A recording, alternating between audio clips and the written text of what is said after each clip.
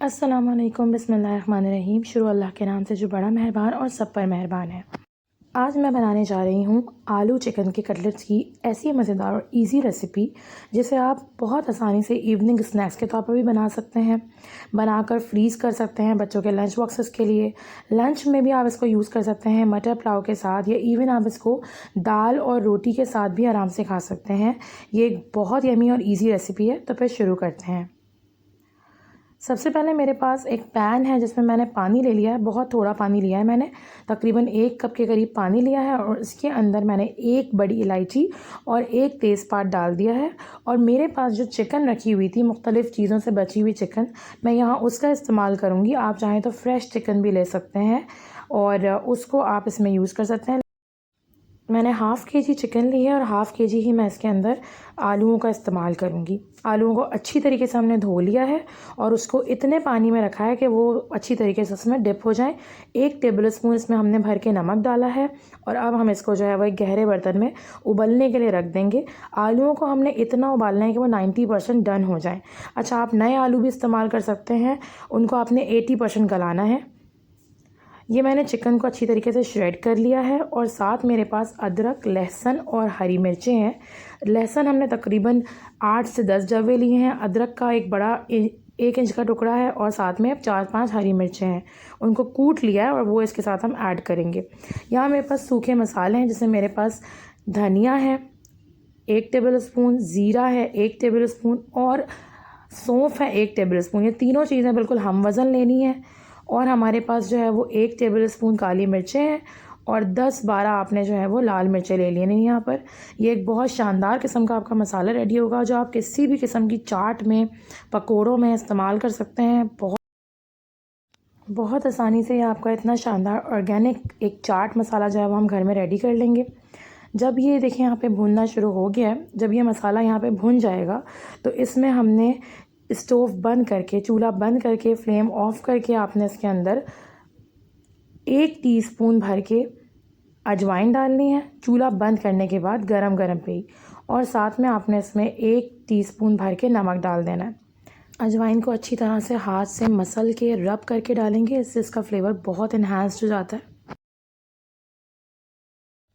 नमक डाल के हम मसाले को अच्छी तरह मिक्स करेंगे। इसको थोड़ा सा कूल डाउन करेंगे रूम टेम्परेचर पे और फिर इसको आप मिक्सी में डालकर, ग्राइंडर में डालकर, या इवन अपने हावन दस्ते में ही आप इसको कूट सकते हैं। आपने इसको बिल्कुल पाउडर नहीं करना और बिल्कुल खड़ा खड़ा भी नहीं रखना। आलू हमारे बॉइल्ड हो गए, हमने इसका पील रिमूव कर दिया, छिलका उतार दिया है। और ये 90% तक हमने गलाए थे, क्योंकि हमारा चिकनी जल्द वाला आलू था, जिसे पहाड़ी आलू कहते हैं, या पुराना आलू जो होता है वो। उसको हमने 90% तक गला लिया, उसका छिलका रिमूव किया और उसको अब हम अच्छी तरीके से मैश कर देंगे।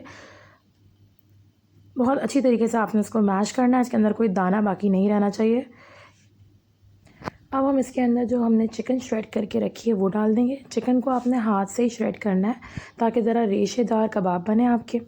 इसके अंदर आपने अदरक, लहसुन और हरी मिर्चों का जो पेस्ट बना के रखा था, पेस्ट नहीं, जो उसको आपने कूट के रखा था, वो डालेंगे।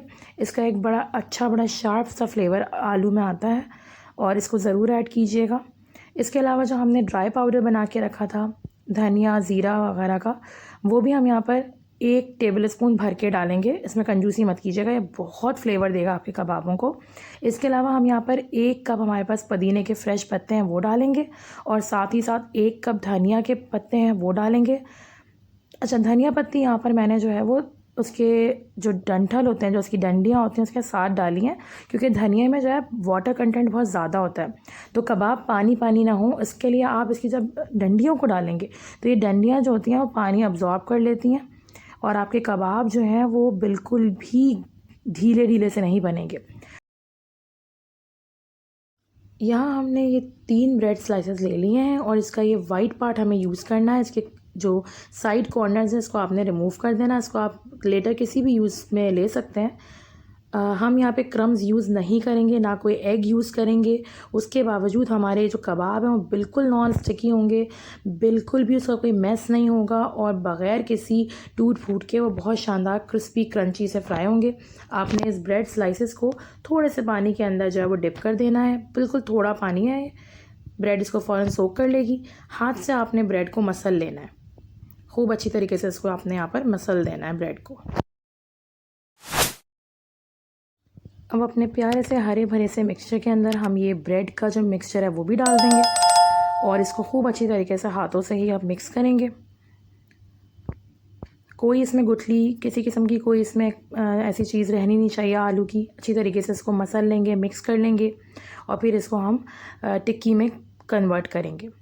अच्छा, अब अगर आप बिगिनर हैं जो पहली दफ़ा ये काम कर रहे हैं तो आपके लिए एक टिप है कि आपने पानी का एक बोल अपने साथ रख लेना और आपने हल्का हल्का सा अपने हाथों को पानी से जो है वो वेट करना है और फिर आपने इसकी टिक्की बनानी है। आप देखें कितनी स्मूथली आपकी शानदार सी टिक्की बन जाए।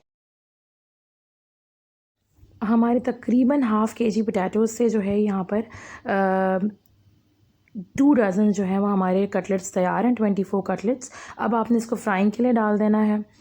थोड़े थोड़े ऑयल में आपने इनको फ्राई करना है और इनको जब अच्छी तरीके से एक साइड से गोल्डन हो जाए तब आपने इनको टर्न करना है। बहुत जल्दबाजी से इनको नहीं पलटना है। अल्हम्दुलिल्लाह माशाल्लाह हमारे no mess, no breakage, no egg and no crumbs kebabs यहाँ बहुत क्रंची क्रिस्पी कुरकुरे से रेडी हैं। अल्लाह बरकत दे हम सबके रिस्क में, कमाई और कारोबार में। अल्लाह हमारे दस्तरखानों को अपनी नेमतों से बरकतों से सजाते रहें। आमीन सुम्मा आमीन। जज़ाकल्लाह खैर।